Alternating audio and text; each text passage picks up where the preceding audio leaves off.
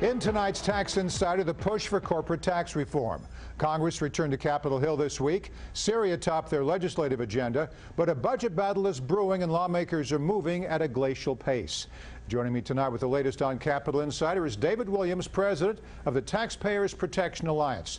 Dave, we've been following the tax code overhaul by Senator Max Baucus and Representative Dave Camp for months now. What's the latest?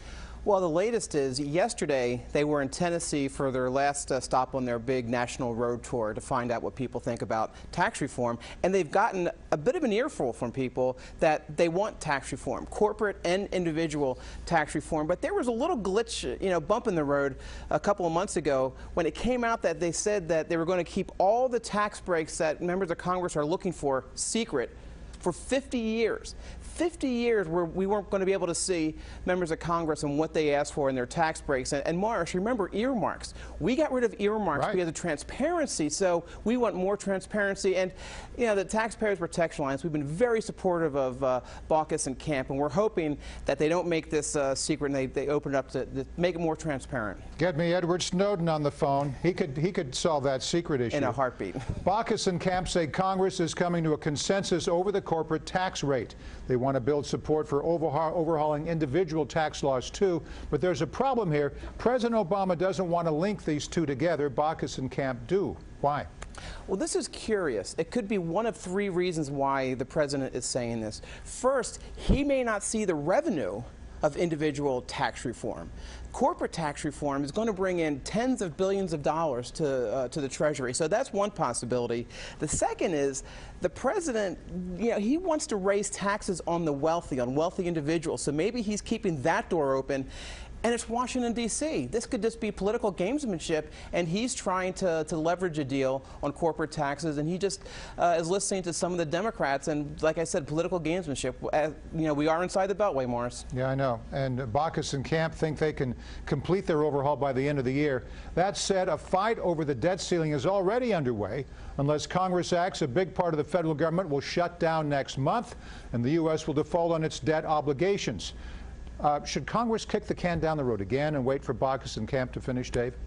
Boy, Yogi Berra is alive and well in Washington, D.C. It's deja vu all over again.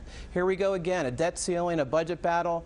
And here's the problem is that corporate tax reform, individual tax reform needs to keep on moving down the road regardless of the debt ceiling. And let's be honest, that they are going to raise the debt ceiling. They're not going to come to a plan that's going to cut spending enough that they don't have to raise the debt ceiling. We saw this in 2011 where the Republicans caved, the Democrats agreed, we raised the debt ceiling. We saw it just, 6 or 7 months ago. So the debt ceiling will be raised, and I hope that doesn't interfere with good, meaty, comprehensive tax reform, and that Baucus and Camp keep on moving down this road.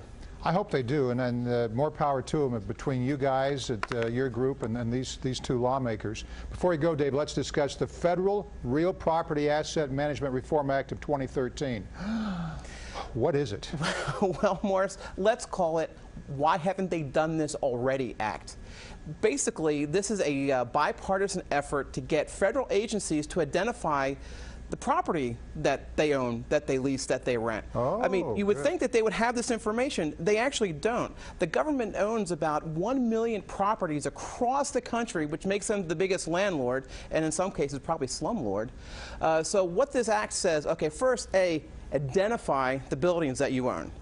Secondly, okay, which buildings are you using? A lot of these buildings are vacant, aren't being used. And then lastly, get rid of them. The ones that you don't need. Obviously, we need buildings in the federal government. We're not saying sell all the buildings, which could be an interesting proposal, but get rid of the ones you don't need and send the money back to the Treasury. I think the bill says about 80% of the sale of these buildings will go to the Treasury, and then there's administrative cost, of course, with the 20%. And you know what? Sell them to Donald Trump. He could turn them around, and bingo, right there.